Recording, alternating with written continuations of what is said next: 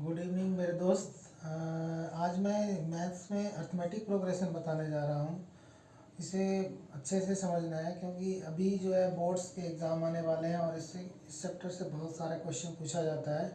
तो इसके basic concept के बारे में मैं समझाने जा रहा हूँ, थोड़ा सा ध्यान से देखना।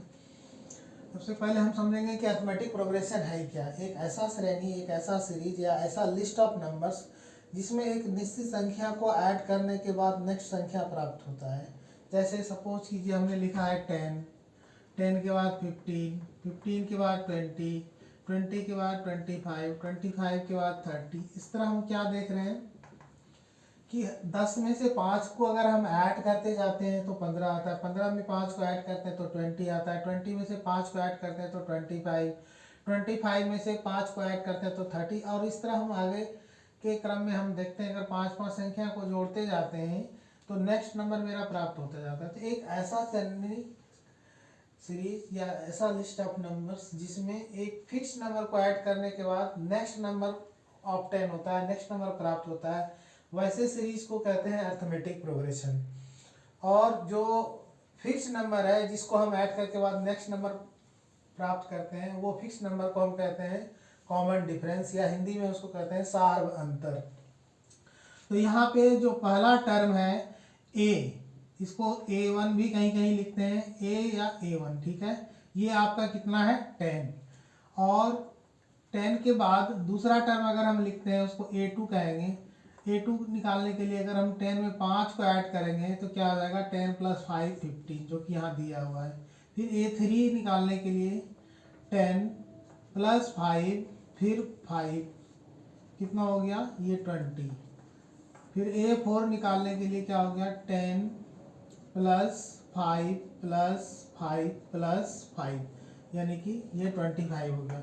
हम क्या देखते हैं कि अगर हम 5 को कॉमन डिफरेंस D मानते हैं तो फॉर्मूला हमारा क्या बन जाता है यहाँ पे A + D। थर्ड टर्म के लिए क्या बन जाता है आपका A + D + D, यानी कि A + 2D। फोर्थ टर्म के लिए उसी तरह क्या बन जाता है फार्मूला A + D + D, यानी कि A + 3D।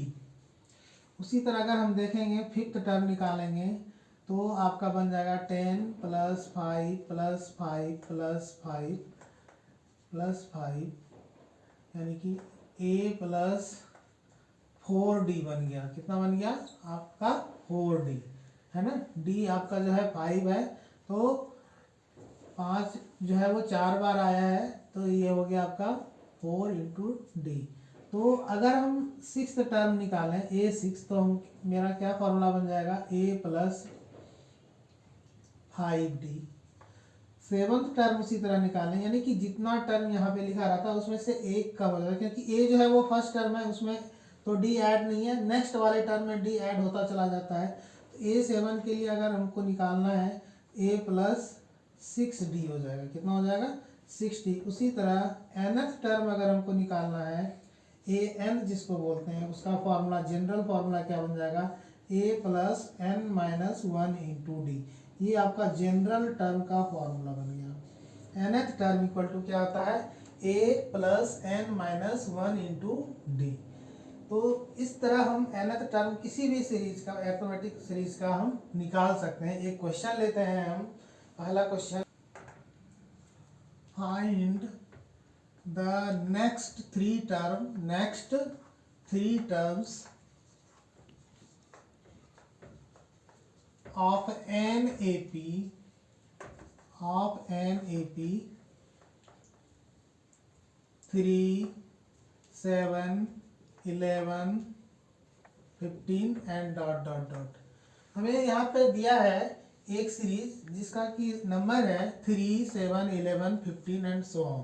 तो नेक्स्ट थ्री टर्म, यानी कि 4 टर्म हमें दिया हुआ है 3, 7, 11 और 15। यहाँ पे हम देखते हैं, सबसे पहले हमें देखना है कि ये AP में है या नहीं। और ऑलरेडी यहाँ पे हालांकि लिखा भी है, लेकिन अगर कुछ ऐसा सीरीज दिया रहे जिसमें हो सकता है कि वो कॉमन डिफरेंस सेम नहीं हो, ठीक है, तो हमें सबसे पहले ये चेक करना होता है।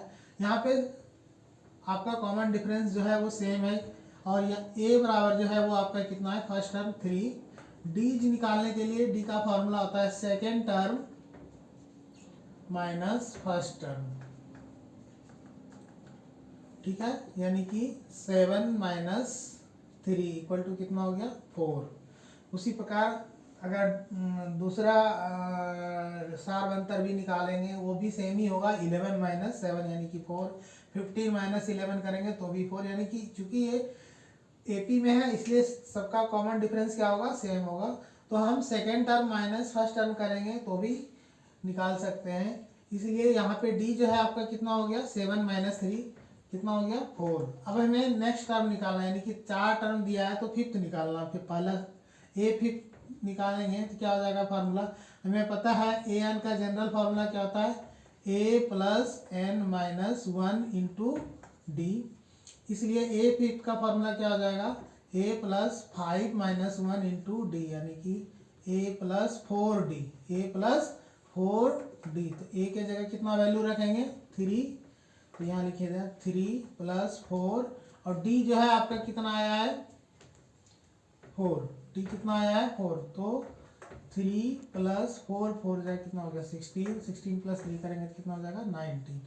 डी ए 5 कितना हो गया, 19। उसी तरह ए 6 निकालेंगे तो सीधा सीधी क्या फॉर्मूला हो जाएगा, ए प्लस 5d, यानी कि ए 3 है, 5 इंटू 4 कितना हो गया, 3 प्लस 20 यानी कि 23। ए 6 निकल गया आपका। ए 7 अगर निकालना है उसी तरह फॉर्मूला में क्या आ जाएगा, ए प्लस 6d, 7 माइनस 1 करेंगे तो 6d हो जाएगा। 3 प्लस 6 इंटू 4 इक्वल टू कितना हो गया, 3 प्लस 24 यानी कि 27। इस तरह A5, A6 और A7 का वैल्यू क्रमशः कितना हो गया, 19, 23 और 27। तो नेक्स्ट 3 टर्म्स कितना हो गया,